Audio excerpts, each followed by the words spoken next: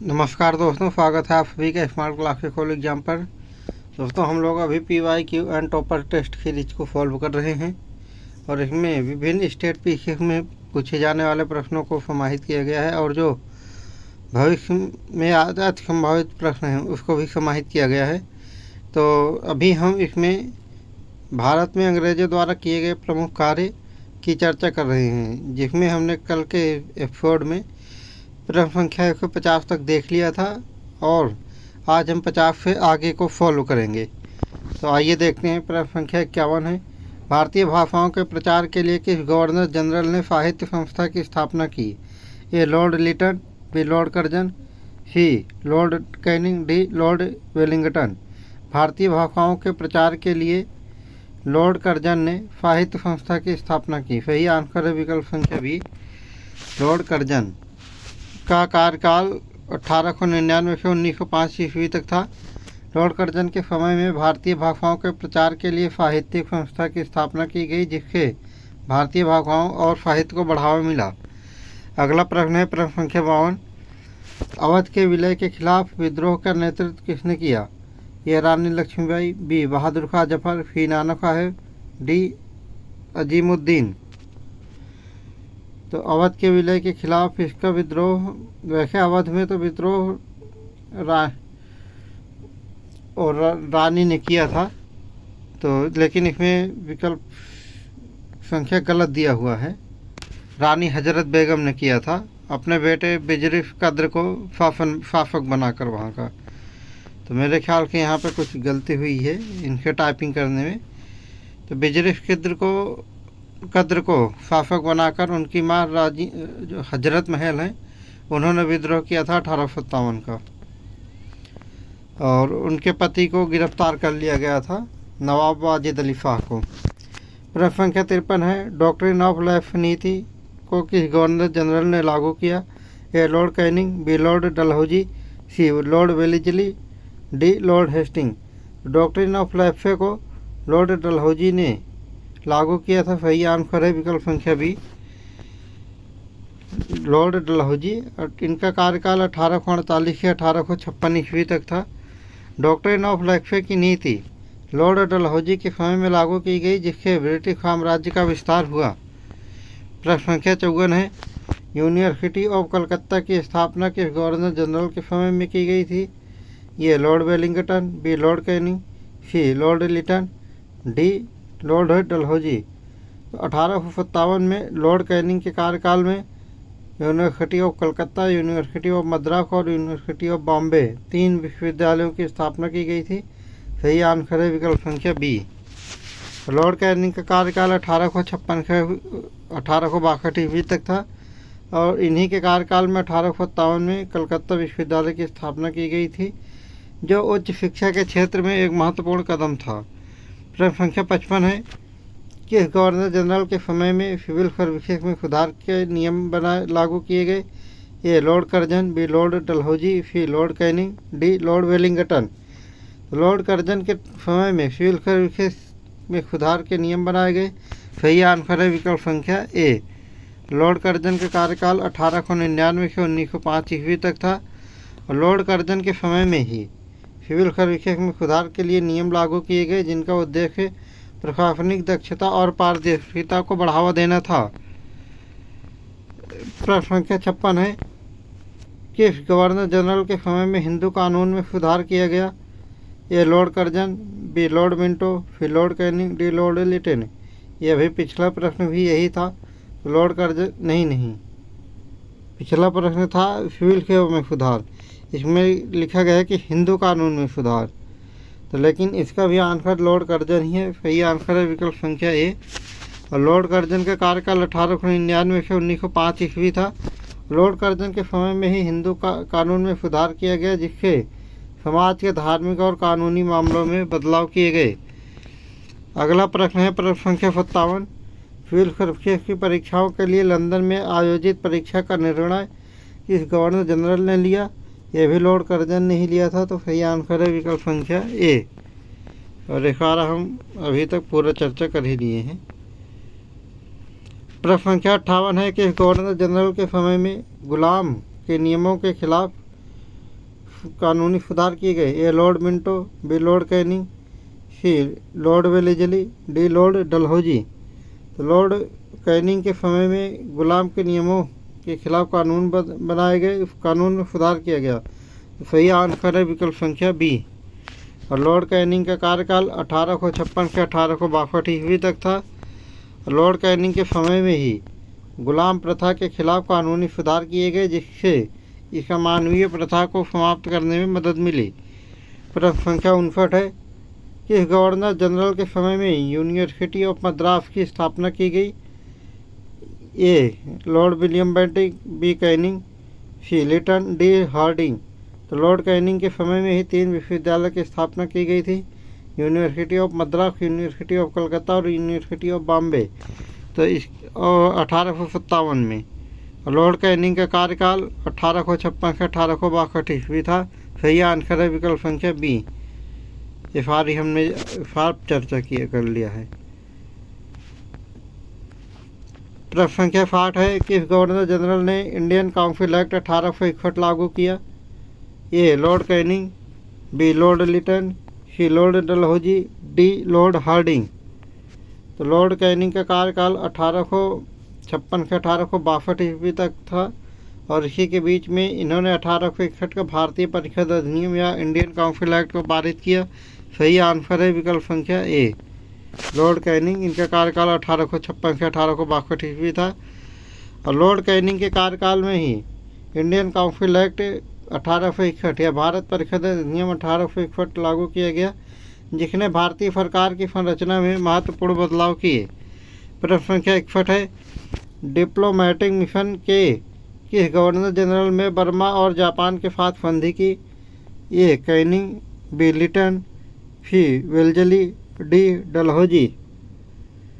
तो लॉर्ड लिटन ने diplomatic mission के लिए बर्मा और जापान के साथ संधि की। सही आंसर है विकल्प संख्या बी।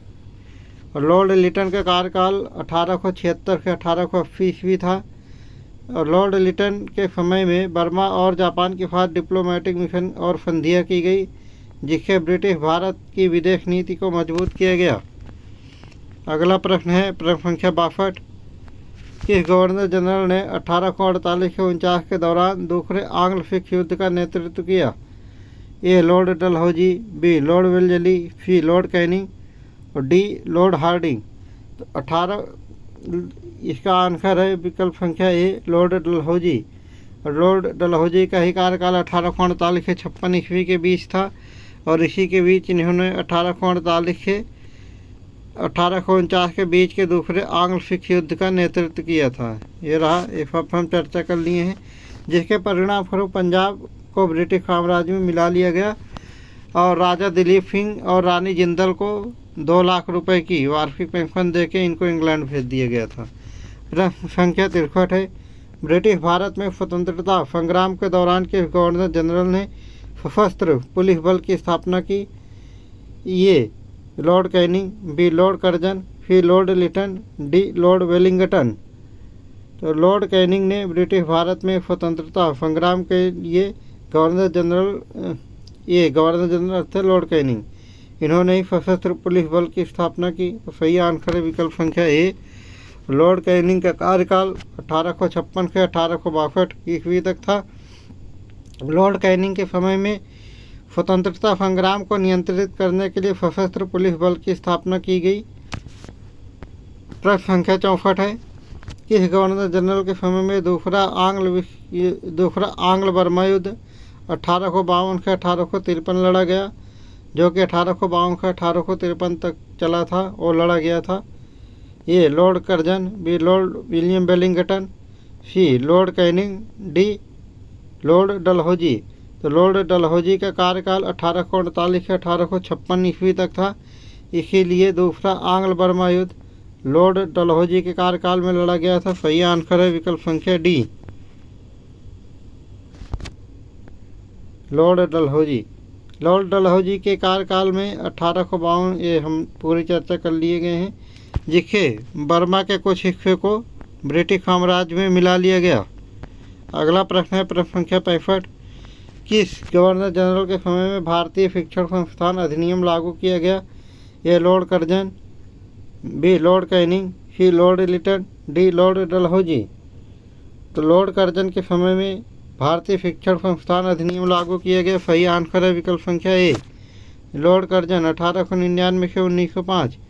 लॉर्ड कर्जन के समय में भारतीय शिक्षण संस्थान अधिनियम लागू किया गया, जिससे भारतीय शिक्षा प्रणाली में सुधार और औपचारिकता लाई गई। प्रश्न संख्या 66 है कि इंडियन काउंसिल एक्ट 1909 के प्रमुख प्रावधान क्या थे? ये भारतीय विधानसभा में प्रतिनिधित्व का विस्तार, बी व्यापारिक सुधार, सी न्यायिक सुधार, डी पुलिस सुधार। इंडियन काउंसिल एक्ट 1909 के प्रमुख प्रावधान में से एक ये था कि भारतीय विधानसभा में प्रतिनिधित्व का विस्तार। सही आंसर है विकल्प संख्या ए। अगला प्रश्न है, जिससे भारतीयों को राजनीतिक प्रक्रिया में अधिक भागीदारी मिली और इस समय गवर्नर, ये तो दिया ही नहीं गया है, वैसे लॉर्ड मिंटो द्वितीय थे, 1805 से 1810 तक उनका कार्यकाल था। किस गवर्नर, प्रश्न संख्या 67 है, किस गवर्नर जनरल ने 1858 में भारतीय राज्य के पुनर्गठन की योजना बनाई? A Lord Canning, B Lord Lytton, C Lord Curzon, D Lord Dalhousie. तो लॉर्ड कैनिंग का कार्यकाल 1856 से 1862 ईस्वी तक था और इन्होंने ही 1858 में भारतीय राज्य के पुनर्गठन की योजना बनाई।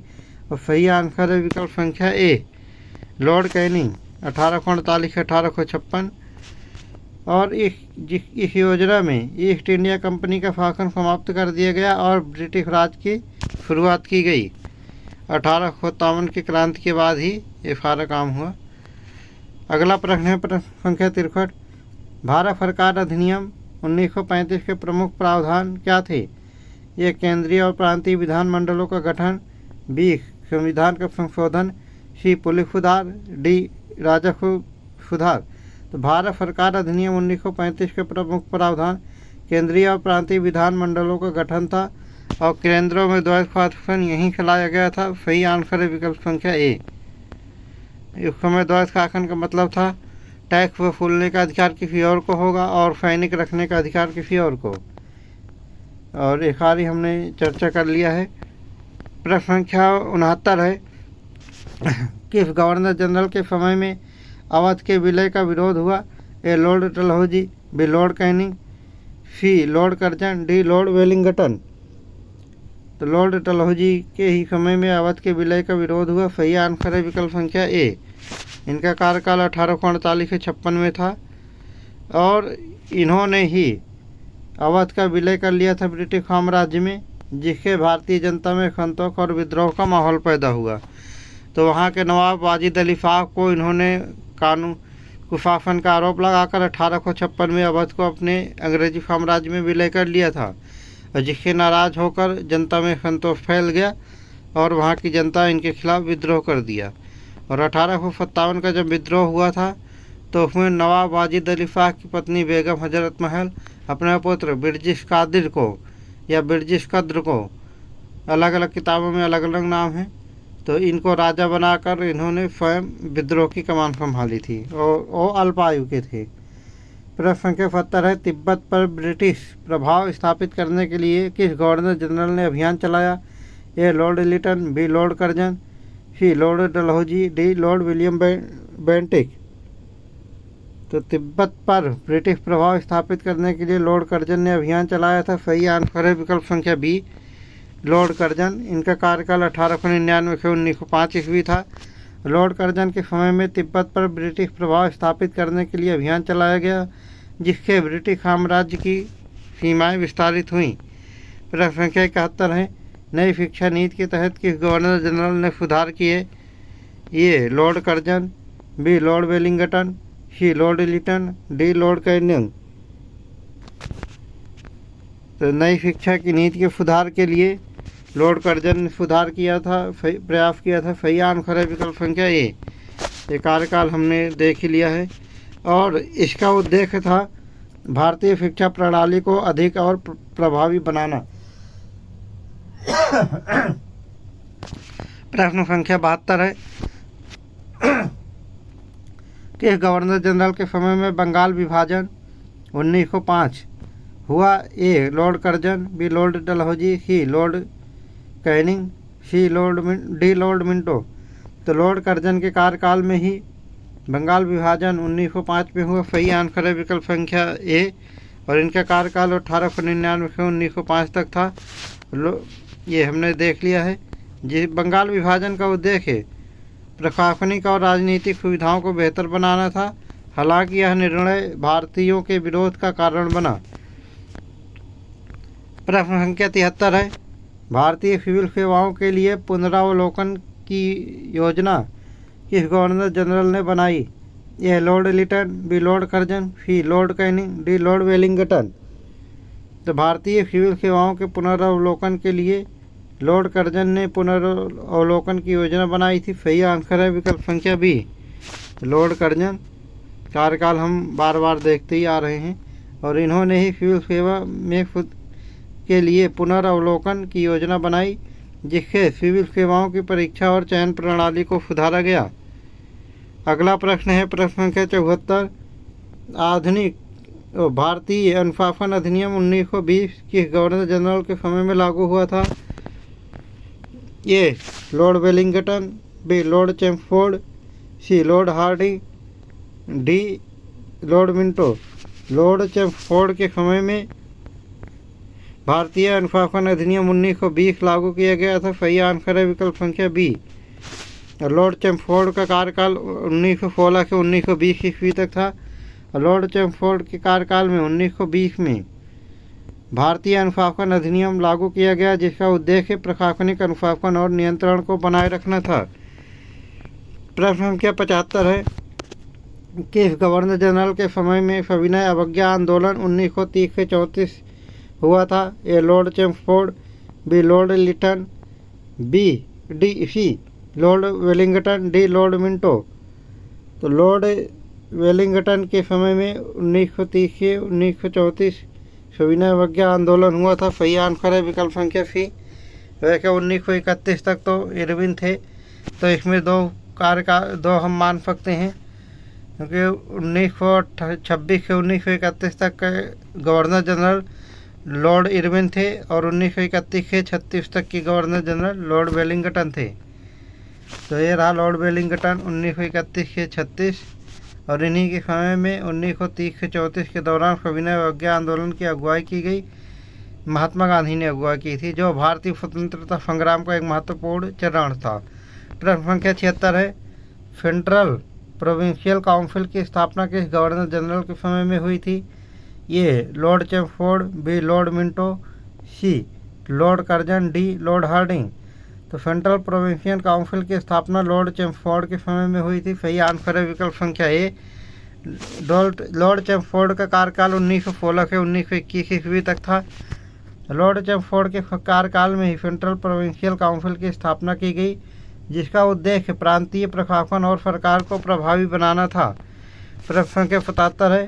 किस गवर्नर जनरल ने 1929 में पूर्ण स्वराज का प्रस्ताव पारित किया था? इनके समय में हुआ था। A Lord Chelmsford, B Lord Irwin, C Lord Lytton, D Lord Minto.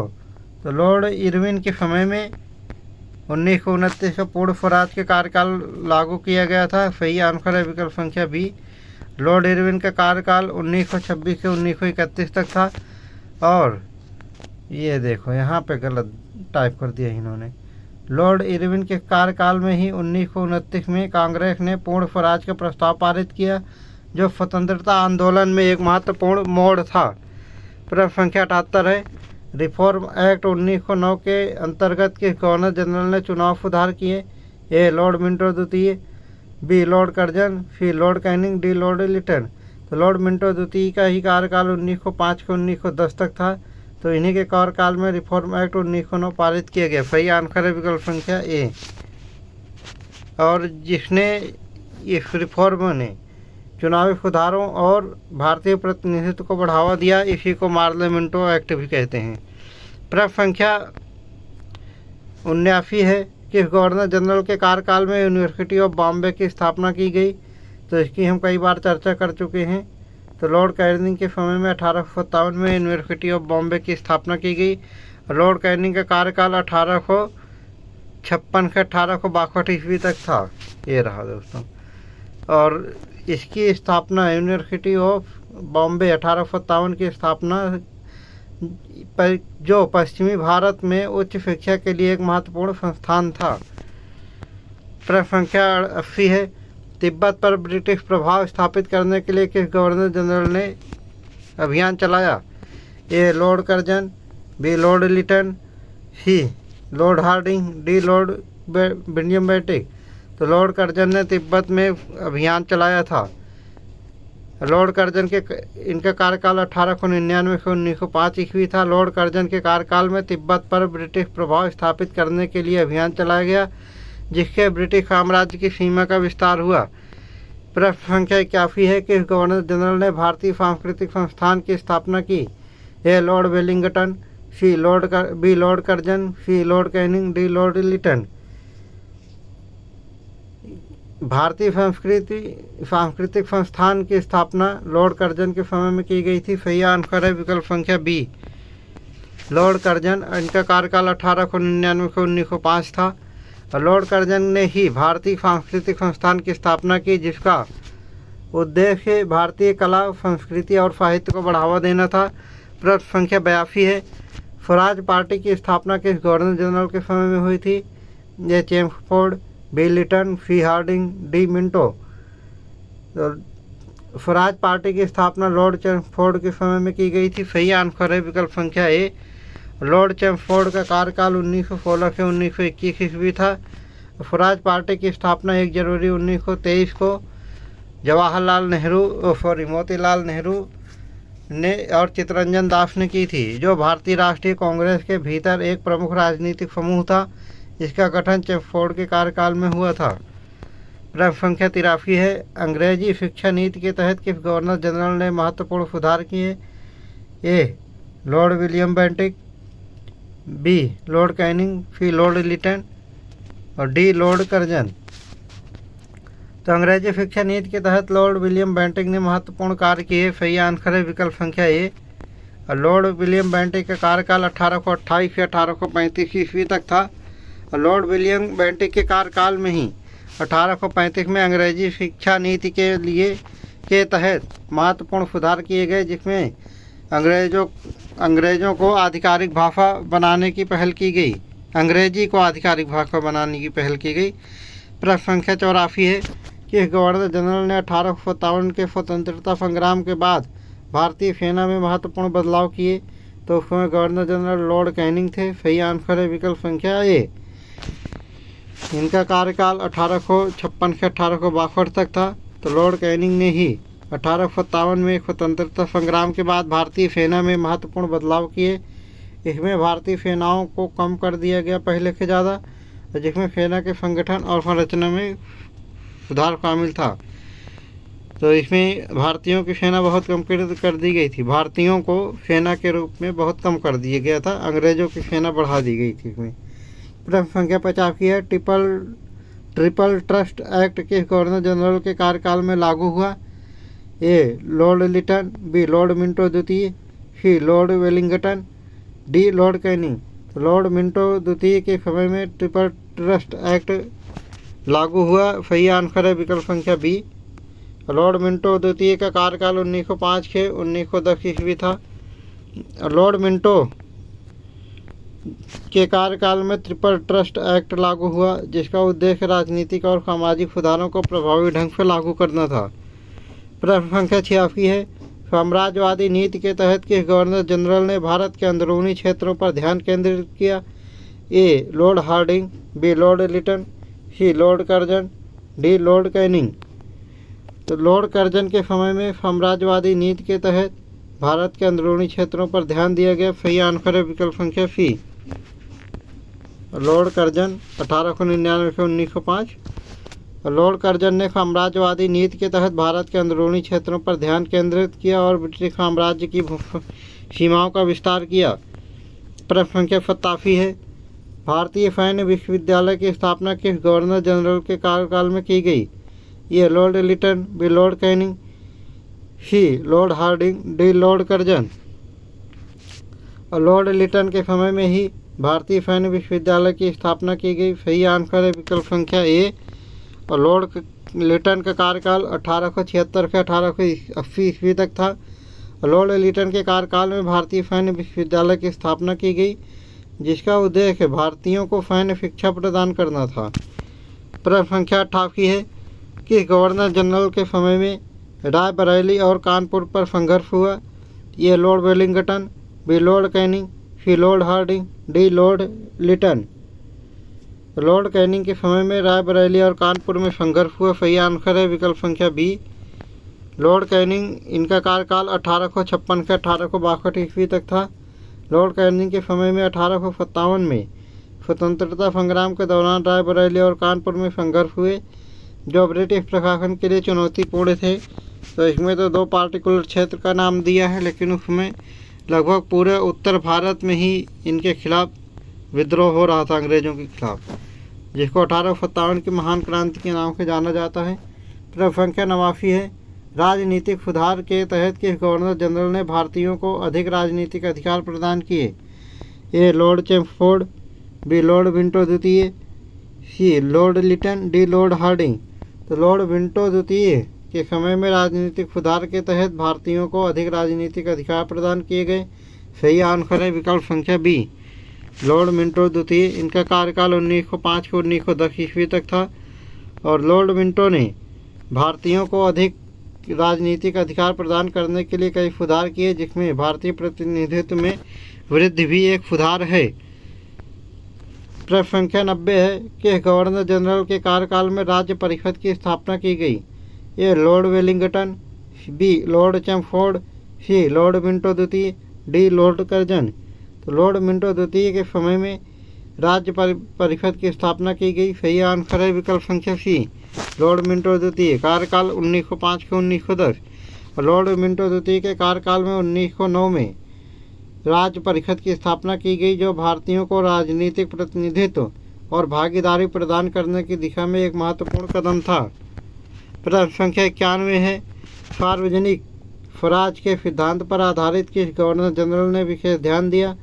A Lord Lytton, B Lord Minto द्वितीय, C Lord Canning, D Lord Hardinge. सार्वभौमिक स्वराज के सिद्धांत के आधार पर लॉर्ड